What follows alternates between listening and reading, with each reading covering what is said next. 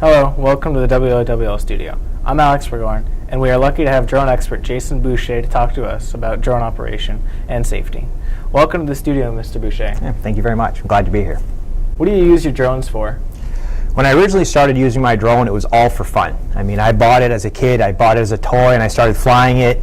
And after I crashed it 3 or 4 times, I thought, this is getting too expensive. I need to find a way to repair these things. So I started getting into videography. At first, it was for friends and family, taking pictures and videos of houses and people's lands. And then I started migrating to doing TV commercials for local TV studios, and then started doing real estate shots and large-scale events. So it's a very versatile drone used for all kinds of things. How long have you been operating your drones for? First drone I bought was probably about, I'd say, 10 years ago, give or take some. And again, back then it was just a small Phantom 2 Vision Plus that had no sensors, no stability, no nothing. So, how difficult would you say it is to operate your drones? Back when I bought my first one, it was extremely difficult. I mean, you were 100% pilot in command. You had to do everything from keeping it stable to flying it straight to doing everything. The newer drones nowadays, like the Inspire 2 I have here, it's basically 100% automated. If you totally let go of the control system, the drone will stay exactly where it is in place. And this one here can stabilize itself in 15-mile-per-hour winds. So flying the Inspire 2 and some of the DJI products are extremely easy because it flies itself. What kind of precautions do you need to take when you're flying drones? The biggest one is the wingspan of the drone. You have to look at it, identify it, and know how close you can fly to things. These blades are spinning at pretty fast speeds, and they're just a thin plastic. And you might think, well, thin plastic like this is going to break off, but you can actually cut fingers off and hurt yourself severely with that. So one of the biggest things you have to do is stay away from people. If you're going to fly a drone, fly it away from everybody. Have you ever had any close calls or crashes? I have had a crash once. I was actually videoing a motorcycle tour. And this drone here, what's nice about it is you can fly a 2-pilot system. So one person flies the drone, the second person controls the camera. The original drone I had before this one had just one camera on board. So the pilot had no camera to look through the lens. So I was trying to fly backwards to avoid trees. So all my sensors for the drone are in front of the drone. There's none in back of it. And I couldn't see where I was going. So I was flying a little too fast. The communication between my camera operator and me kind of broke down, and I slammed right into the side of a tree. So about $1,800 worth of damage later, I was back up in the air flying again. So, does anything concern you about the rising popularity of drones? It definitely does. When I first started flying things, I started very young, like right after high school, and I would buy these amazing ready-to-fly kits where you had to take some balsa wood and cut it yourself. You had to buy your glue, your tape, the skin of the aircraft, and everything. And it would take you a good 5 or 6 months just to build the aircraft. Then during that time, you'd take some breaks and you'd look at some, documentation. YouTube wasn't big back then, so you'd get flyers, you'd get part of a club, and you'd learn how to fly. And then after a year, the snow finally melts, you get out on the runway, you get a big crowd of people who are part of your club, and you'd go flying. So there was a lot more love of the sport, there was a lot more effort into learning how to fly them. That rules weren't a thing because everybody knew what they needed to do. Nowadays, what worries me the most is somebody can go to Best Buy, spend $200 on a drone, and get up flying within half an hour.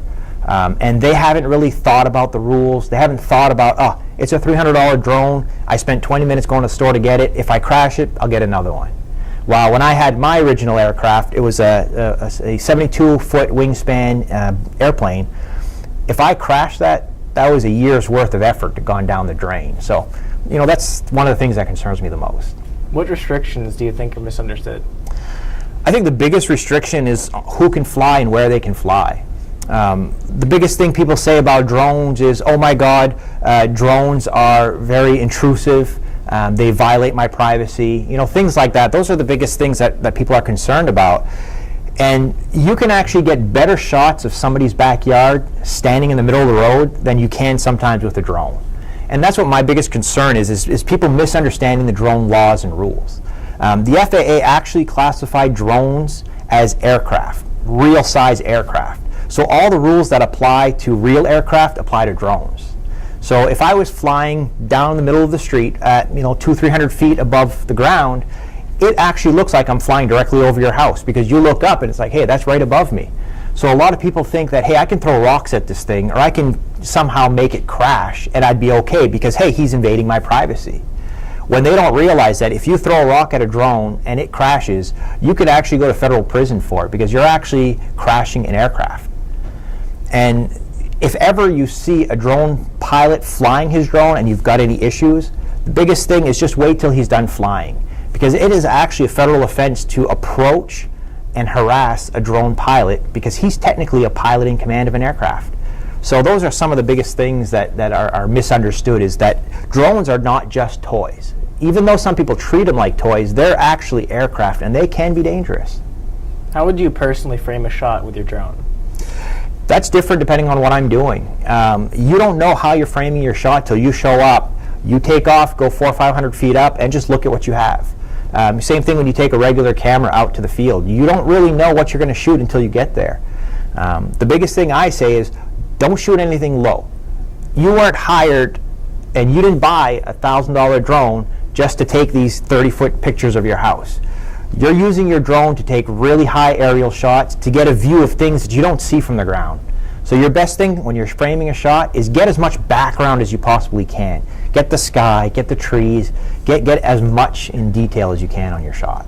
What features would you like to see on future drones?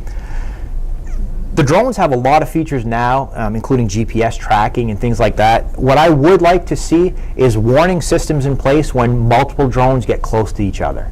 Right now, when I first started flying for profit, I would show up to an event and I might be the only drone there. And nowadays, I can show up to an event and I'll have maybe 5 or 10 drones there.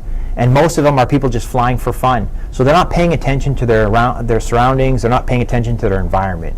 And when you're flying a drone professionally, you're focused on your aircraft and the shot you're taking. So having some ability to identify when other drones are in the vicinity of yours, it would be very, very helpful. Is there anything else you'd like to add? I think the biggest thing that I'd like to add is just safety. To all parents, when you're actually going out there and buying drones for your kids for Christmas, make sure they understand the importance and safety features of the drones. These things are amazing Christmas gifts. They're a lot of fun as long as they're used correctly. So that's what I would actually say to everybody. Thank you for coming to the studio. Thank you for having me. I definitely appreciate the opportunity. I'm Alex for WOWL, signing off.